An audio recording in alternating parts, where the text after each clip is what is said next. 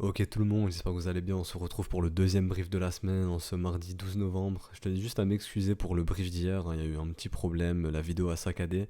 Normalement ça devrait être réglé sur cette vidéo, enfin je l'espère. Donc petit aparté terminé, je tenais aussi à vous préciser que la doc sur les setups est disponible. Elle est dans notre Discord, dans le channel annonce sur notre Discord, donc le lien du Discord est en description. Et il y a aussi le lexique qui est disponible dans la catégorie lexique, juste ici. Et voilà, petit aparté terminé. On va commencer le brief, donc comme d'habitude, petit sommaire. Hein. Donc on va commencer avec le Bitcoin en daily. Ensuite, on ira voir les spreads forwards. On ira voir no risk on et risk off. Et on parlera du Bitcoin en 4 heures, donc de la dynamique interne comme d'habitude.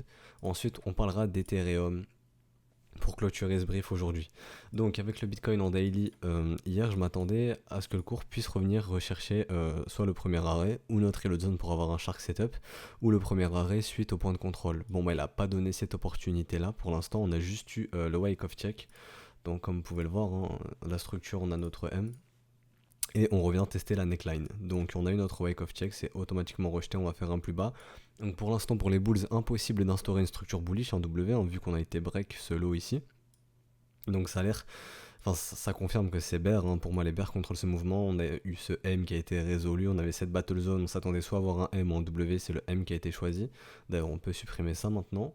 Vu qu'on a une autre wake of check, je pense qu'on peut supprimer ça aussi, ça n'a plus grand intérêt. Donc voilà, je vais supprimer ça. Donc on peut voir, hein, qu'on n'a pas réussi à casser le premier arrêt de tout ce mouvement. Et je rappelle la règle du premier arrêt qui nous dit que tant que ce premier arrêt n'est pas résolu, on ne peut pas aller chercher au minimum les 0,78 dont la reload zone. Donc ça n'a pas été résolu. Et encore pire, on a structuré un M juste dessous, une structure bearish.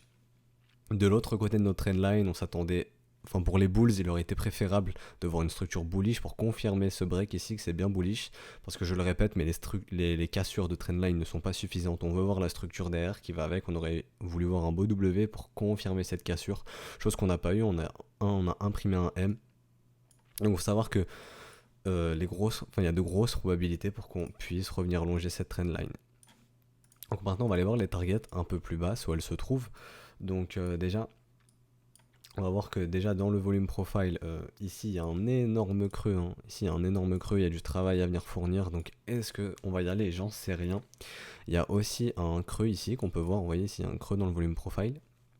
On peut voir cette target AB égale CD sur les 5300$, donc c'est tout simplement cette target-ci, donc ce mouvement AB, qu'on vient reporter au top, qui nous donne CD à 5300$. Donc je supprime pour épurer un peu la charte, mais vous avez cette target ici aussi. Notre grosse reload zone qui est entre les 7200 et 5400$. Donc ça c'est notre zone de rechargement. On a identifié aussi cette mèche qui est très suspecte, hein, qui s'est résolue en V-bottom. Cette mèche est très suspecte, on le rappelle, mais les mèches sont très souvent amenées à être mangées par la suite. Donc revenir manger ce niveau ici, donc retester cette mèche. Donc voilà, il y a pas mal de choses qui nous disent que ok, il y a des niveaux à aller tester plus bas. On peut être amené à y aller. Donc d'ailleurs je vais supprimer cette battle zone, elle n'est plus d'actualité, hein. Donc en daily je pense que ce sera tout pour BTC, je vois pas grand chose d'autre à dire, hein. Je pense qu'on va se diriger à terme dans cette reload zone. Et on verra si on est capable ici de nous instaurer un beau W avec une divergence sur le momentum, donc sur MACD. D'ailleurs cette divergence a été avalée, donc les bulls ne contrôlent plus le momentum, donc encore un point négatif, hein, pour les bulls. Ils ont perdu la value aussi, rappelez-vous, mais il y avait une potentielle règle des 80% qui nous ramenait sur les 12 000$ environ. Et ben, elle a été perdue, on retourne dans la value basse, donc c'est plus d'actualité.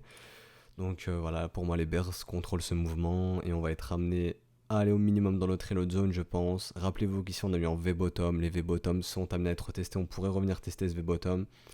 Et auquel cas, si jamais ici ça se fait percer dans la reload zone, que ce V-bottom, on n'arrive pas à restructurer un W, ou instaurer quelque chose comme ça pour repartir, on sera très certainement amené à retourner dans la reload zone et à longer la trendline. Donc c'est ce qu'on va surveiller au cours des prochains jours, hein. Donc voilà, comme je l'ai dit, on a émunéré les targets, un gros creux dans le volume profile, target AB égale CD, notre grosse reload zone, ce creux ici aussi, le wake off check de cette structure en weekly qui n'a toujours pas été fait, hein, donc ce gros W weekly. Il n'y a pas eu le wake off check, vous voyez, on n'est pas revenu taguer la neckline. Donc voilà, ça peut être aussi un niveau qui peut être amené à être testé, hein. Donc ça concorde avec le creux dans le volume profile. Du côté de nos spreads forwards, bah c'est pas très beau, hein. Donc tant qu'on est sous Contango, on va dire que la demande est supérieure à l'offre. On peut voir que suite à ce M, bah, il s'est passé quelque chose dans la dynamique interne des spreads forwards, et peu à peu l'offre reprend le dessus sur la demande. Donc, est-ce qu'on va être amené à aller en backwardation? Bah, c'est très possible, hein, tant qu'on voit pas de joli W se mettre en place sous Contango pour nous dire ok, nos spreads repartent. Bah, l'objectif, je pense, ça va être d'aller en backwardation. Sur Ethereum, je vois rien de plus à dire. Sur Litecoin, c'est pas très beau. On avait réussi à structurer de beaux W, mais d'ailleurs, on fait un M et là, on enchaîne les M, donc c'est pas très beau non plus sur Litecoin. Du côté de risk on et risk off, S&P n'arrive pas à continuer son ascension, donc Bitcoin a fait son M, a déjà fait son M. On voit que le S&P peut suivre, hein, donc on va attendre pareil de voir si un W peut se mettre en place ou un M. Et si jamais on commence à voir des M sur nos risk on, ça serait bearish pour Bitcoin, hein, parce que moi je le catégorise d'asset à risque.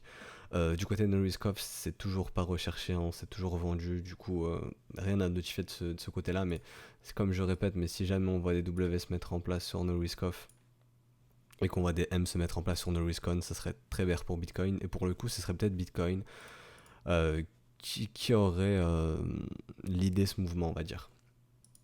Donc voilà, donc maintenant on va aller en Bitcoin en H4.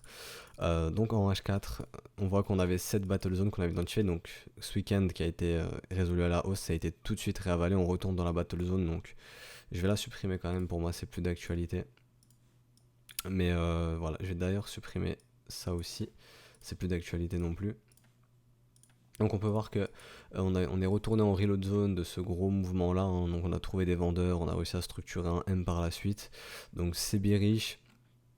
On peut voir que la reload zone se trouve plus bas, donc pour prendre un long, ce qu'on aimerait voir, c'est tout simplement un W comme ceci, avec une confirmation momentum, c'est-à-dire que voilà, on avait déjà tracé ça hier, mais un beau W sur le momentum divergent, confirmé pour avoir la divergence confirmée, auquel cas on pourrait avoir un smiling setup, donc on pourrait trouver des achats dans la reload zone. Pour l'instant c'est pas le cas, donc on va laisser ce marché glisser, je pense qu'il va se diriger vers la reload zone. On peut avoir cette target AB égale CD d'ailleurs, comme ceci. On peut la reporter et le marché pourrait être amené, voilà, tout pile dans notre reload zone, sur le point de contrôle ici d'ailleurs, sur le volume profile, donc qui nous sert d'aimant, hein. Donc s'il y a eu pas mal de vendeurs, d'acheteurs, de personnes des vendeurs qui peuvent être trap et qui aimeraient bien sortir à break-even, donc ça ferait de nouveaux acheteurs potentiels. Il me semble qu'il y a une règle des 80%, d'ailleurs cette règle des 80% on est plus active, hein, on a réintégré la value basse. Oui, donc voilà, on a une règle des 80%, non. Attendez, je dis pas de bêtises, c'est ce mouvement que je dois prendre, désolé. Donc voilà, donc on a potentiellement une règle des 80% qui nous ramènerait ici à 7700$. Donc hop, on va noter ce niveau, tout simplement parce on a été chercher la value haute, on a réintégré la value avec 2 candles consécutives et 80% de probabilité d'aller chercher la value basse. Donc voilà, on va noter ce niveau des 7700, rappelez-vous ici, en daily, mais bon, c'est un V-bottom, donc ça peut être amené à être retesté, donc cette target des 80% a du sens. Et pour moi, là jusqu'à preuve du contraire, les bears contrôlent, hein. On voit que sur l'OBV, le prix est en corrélation avec l'OBV, donc ça nous indique que là, l'argent est en train de se casser de ce marché. Encore ici, on pouvait voir, vous voyez, on pouvait dire qu'il se passait quelque chose, parce qu'on voyait l'OBV monter, mais on voyait des cours descendre, donc en gros, là, le cash était en train de rentrer, et ensuite, on a eu ce gros mouvement impulsif. Donc on pouvait potentiellement se dire qu'il se passait quelque chose, et il se passait quelque chose d'ailleurs ensuite à ce gros mouvement, mais là par contre c'est pas du tout le cas, hein. On peut voir que l'argent se casse de ce marché, les prix baissent, donc très très bearish de ce que je vois. Très très bearish, désolé, très bearish, tout est relatif, hein. On va être amené, je pense, à aller dans cette reload zone, et on verra dans cette reload zone si on trouve des acheteurs ou si on trouve pas d'acheteurs, et qu'on ira se refrotter ici à ce V-bottom, et auquel cas si on n'arrive pas à trouver d'acheteurs encore, on ira potentiellement plus bas. Et voilà, donc pour le H4 je pense que c'est terminé, je vois pas grand chose d'autre à dire, hein. Est-ce que le marché peut nous mettre une grosse candle comme ça en mode short squeeze? Oui, c'est possible. Et dans ce cas-là, on chassera un shark setup, hein. Donc le shark setup, je rappelle, mais on attend la structure. Donc la structure, on l'a eu. On attend la structure et on attendrait un retour en reload zone. Donc si on aurait une reload zone dans une reload zone, donc location très intéressante. Et pour prendre un short, on pourrait dans la reload zone. Dans cette reload zone ici, donc entre les 9009 et 9007. Donc moi voilà, mon but c'est pas de faire la prédiction de prix, hein. C'est de vous dire les setups que j'ai dans ma panoplie, et ce que je peux trade selon le marché, les conditions de marché que j'attends pour avoir les conditions de mes setups. Et je suis pas là à faire de la prédiction de prix, loin de là. Et c'est ça le trading, c'est de trade ses setups et c'est de ne pas faire de la prédiction de prix. Parce que si vous faites de la prédiction de prix, vous avez un biais et ce biais vous empêche, comment dire, vous êtes biaisé et vous êtes soit bullish ou bearish, mais pour moi c'est pas la bonne façon de trade, hein. Comme mon mentor me disait, mets tes biais de côté et trade tes setups. Donc voilà. Donc maintenant, je pense qu'on a terminé pour le Bitcoin, hein. Je vois pas grand chose d'autre à dire. La situation n'a pas vraiment évolué, à part qu'on a eu ce wake of check. Et pour moi, que ça diminue les probabilités d'avoir le retour en reload zone, qui peut être possible, hein, qui peut être possible néanmoins. Mais je pense qu'on va être amené à aller dans notre reload zone bullish, donc notre zone de rechargement d'achat qui est ici. Donc qui est ici en vert d'ailleurs, je l'ai déjà tracé. Donc voilà, donc ce qu'on va surveiller au cours des prochains jours. On va surveiller le marché américain aujourd'hui, hein. Si on voit que ça se met à dégueuler à Wall Street ou que dans les prochains jours on imprime un M, ça sera bearish pour Bitcoin. Si on voit des W sur nos risk off, ça sera bearish pour Bitcoin aussi, hein, parce que si on a des M sur nos risk on et des W sur nos risk off, c'est bearish pour nos risk on et on catégorise nous Bitcoin dans l'asset à risque et donc de risk on. Voilà, donc maintenant on va aller sur Ethereum et on va parler niveau investissement et qu'est-ce qu'on peut faire sur Ethereum actuellement. Donc je vais aller en weekly. Je vais aller en weekly comme ceci. Donc sur Ethereum, on a vu ce beau W, on voyait ce beau W qui nous a ramené sur les 362$. Donc c'était assez beau. Maintenant, où est-ce qu'on est? On est dans notre reload zone, dans notre zone de rechargement, donc de tout ce mouvement. Donc on a la localisation. On va aller voir si on a des confirmations momentum. Donc sur MACD, on voit qu'il y a bientôt une divergence confirmée, hein.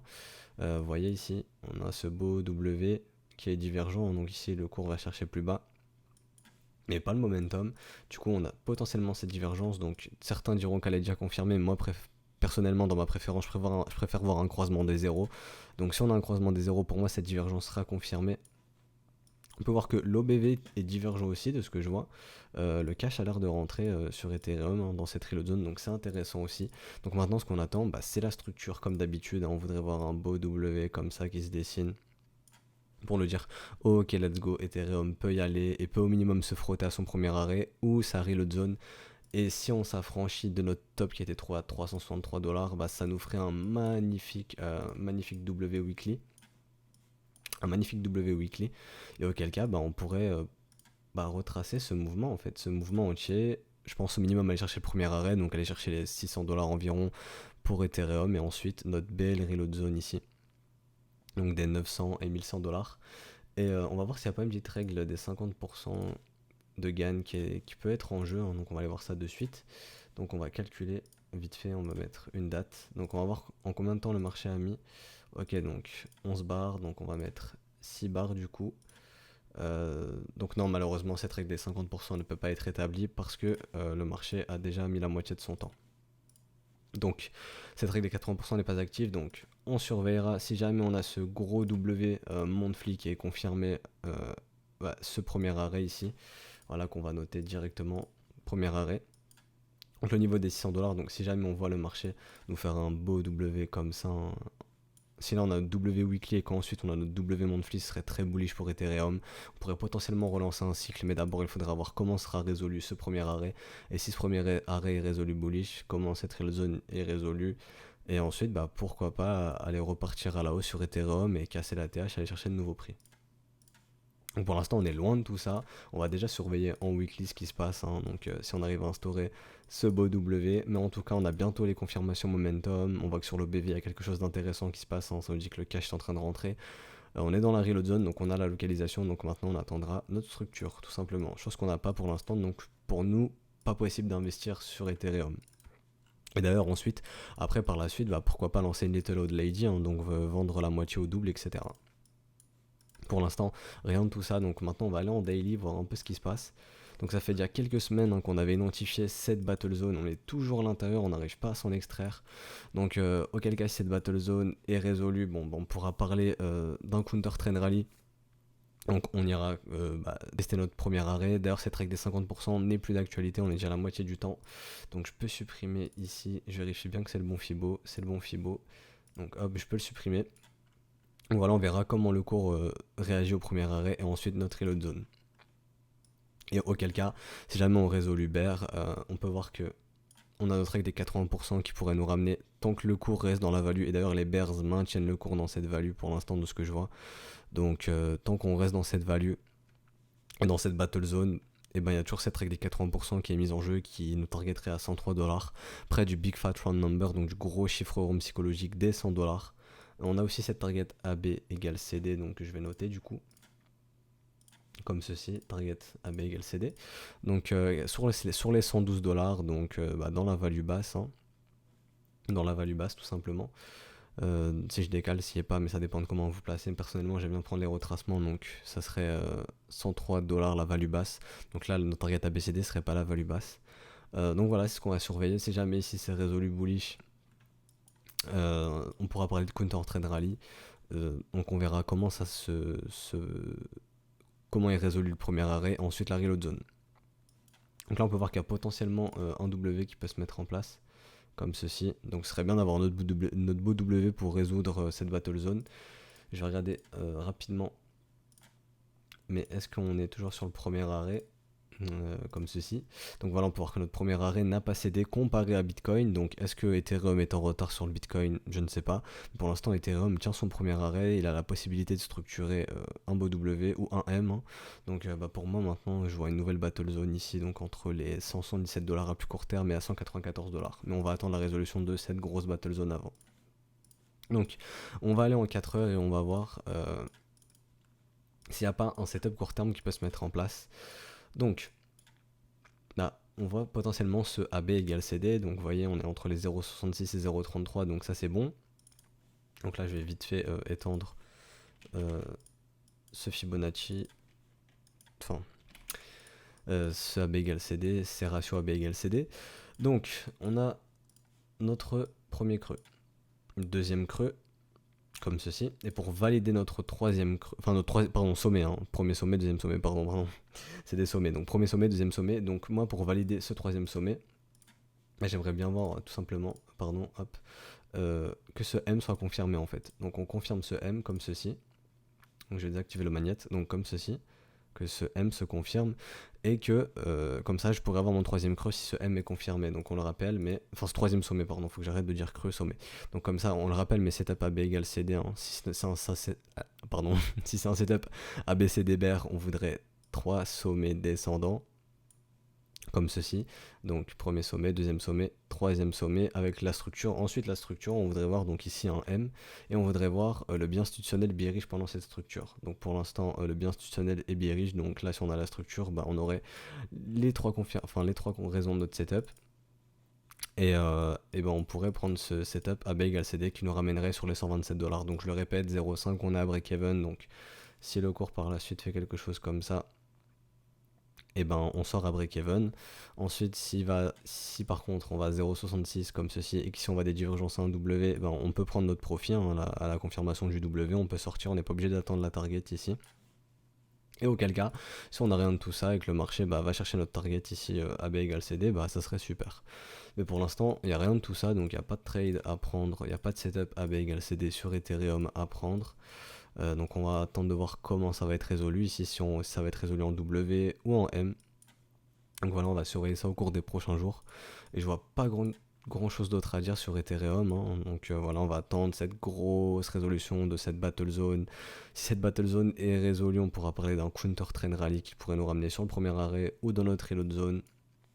Au niveau du weekly, on voit qu'on commence à avoir les confirmations momentum, hein, comme ces divergences sur l'OBV qui nous dit que le cash est en train de rentrer. En tout cas, il se passe quelque chose là. Cette potentielle divergence MACD, moi j'aimerais bien voir un croisement des zéros pour confirmer cette divergence. Et ensuite voir un beau W comme ceci pour dire ok, let's go. On va au minimum chercher notre premier arrêt, je pense, notre reload zone. Et ensuite on verra si ici on refait un M ou si on ne fait pas de M et qu'on arrive à les bust ici. Le hot top qu'on a trouvé ici à 363$. Et si on arrive à faire ça, on aura un beau W monthly. Et là, on pourra parler de plus gros retracements et de voir un Ethereum minimum, je pense, aller rechercher son premier arrêt autour des 600$. Et cette grosse reload zone ici. Une grosse zone de rechargement de short, pardon. Grosse zone de rechargement de short, donc entre les 900$ environ et les 1130$. Donc voilà, donc ça c'est ce qu'on va surveiller au cours des prochaines semaines, prochains mois, je le répète, mais ça met du temps avant de poser un bottom, ça se fait pas en quelques jours. ou même en quelques semaines, hein. Quelques semaines c'est assez court, ça se fait souvent en plusieurs trimestres, plusieurs mois. Donc voilà, je pense que c'est tout pour aujourd'hui, je pense que c'est fini pour aujourd'hui. Si le brief vous a plu, n'hésitez pas à vous abonner, à activer la petite cloche et à lâcher un petit like, ça récompense pour le travail qui est fourni. Moi je vous souhaite une bonne journée et je vous dis à demain pour le prochain brief. Allez, ciao tout le monde.